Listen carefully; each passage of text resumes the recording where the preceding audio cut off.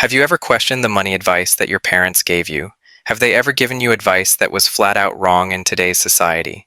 It is kind of a taboo topic, but no one talks about it. A lot of us are repeating our parents' money mistakes, just with bigger price tags, better apps, and nicer excuses.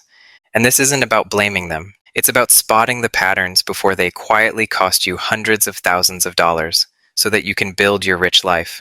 Today, I'm breaking down 7 money mistakes your parents made, mistakes that made sense back then, but not anymore, and how to avoid repeating them in today's world. Stick with me, because mistake number 5 alone can change your retirement by over $1 million. Before we begin, please do me a quick favor and hit the like and subscribe button for my new channel. I am trying to get to 10,000 subscribers, and your support would mean a lot to me. In exchange, I built a personal finance tracker and am providing it for free on my website, so make sure to go into the descriptions to find out how to track your journey towards building your rich life. Alright, so let's get into it. Mistake number 1, treating your house like your best investment. Chances are, your parents may have told you that buying a house was the best investment we ever made. And for them, that was probably true. They bought when housing was cheap, interest rates fell for decades, and prices exploded. But here's what often gets left out. A house is 1. Illiquid, meaning you cannot take the money out easily, even though the equity is yours. 2. Tied to one location, meaning it could prevent you from taking opportunities in other cities and countries. 3. Expensive to maintain, meaning there are a lot of phantom costs that no one talks about that could cost you the same, or more, as simply renting. Property taxes, insurance, repairs, interest. Altogether, those costs quietly eat 2 to 4% of your home's value every year. In many markets today, once you factor that in, home appreciation barely beats inflation. The mistake isn't buying a home. The mistake is treating it like your main investment. So how do you break this cycle? Live in your house, don't rely on it for equity gains. Max out retirement accounts first, and build diversified investments. If you want real estate exposure, look beyond just the roof over your head. Your home should give you stability, not false confidence. If you want to know more about whether buying a house is right for you, I will put a link to a video that answers this question for you, so make sure to check that out. Mistake number 2, never talking about money. Think back. Did your parents ever sit you down and say, "This is how much we make. This is how much debt we have. This is what we messed up and how to avoid it"? Probably not. I know my parents didn't.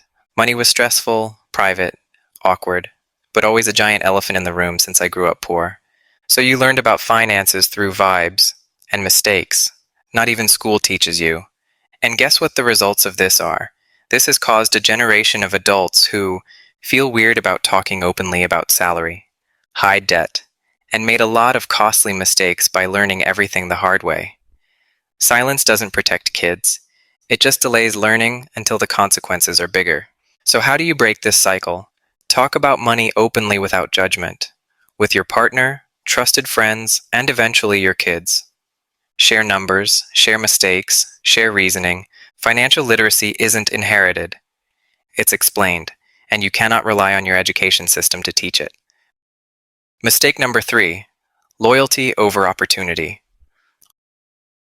Always keep in mind that your parents lived in a different job market.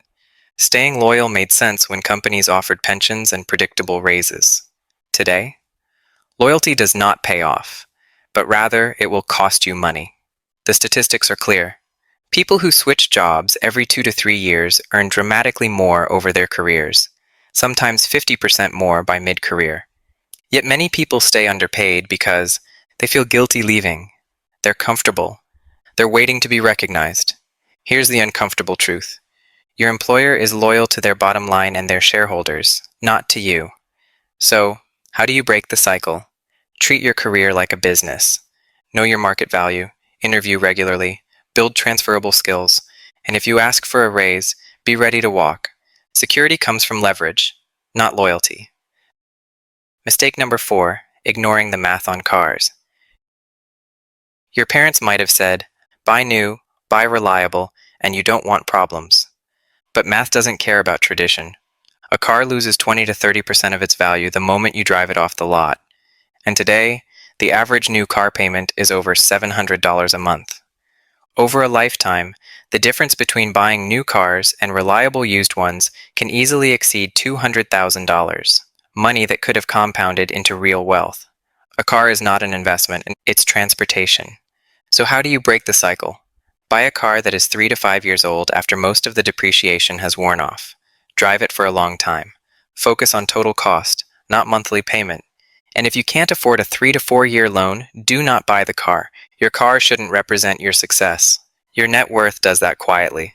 If you want to learn more about how cars are a massive wealth destroyer, I made a video explaining this, and I will put it in the description below, so please go check it out. Mistake number 5, waiting to save for retirement. This one is brutal. Your parents might have said, "We'll start later, once things settle down, when we make more." Later is expensive. Someone investing $500 a month starting at 25 can end up with over $1.4 million. Wait 10 years and you need more than double the monthly amount to catch up. And unlike your parents, you probably don't have a pension coming. So how do you break the cycle? Start now. Even small amounts matter. Automate everything. Aim for 15 to 20% savings over time. Time beats intensity. Every year you delay makes the climb steeper.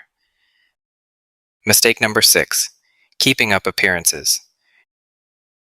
Your parents cared about looking put together. Nice house, new car, vacations, sometimes even purchased on credit. Now add social media. You're no longer comparing yourself to neighbors or family friends. You're competing with highlight reels from people that might not even be real. That's how you get 6-figure earners living paycheck to paycheck. No emergency fund, but luxury trips. And lifestyle creep that never stops. Looking rich is expensive. Being wealthy is quiet. So how do you break the cycle? Define success for yourself. Spend aggressively on what you value. Cut ruthlessly what you don't. The goal is not to impress strangers. It's to buy freedom. Mistake number 7, not understanding good debt versus bad debt. Your parents either feared all debt or used it carelessly. Both are mistakes. Debt is a tool.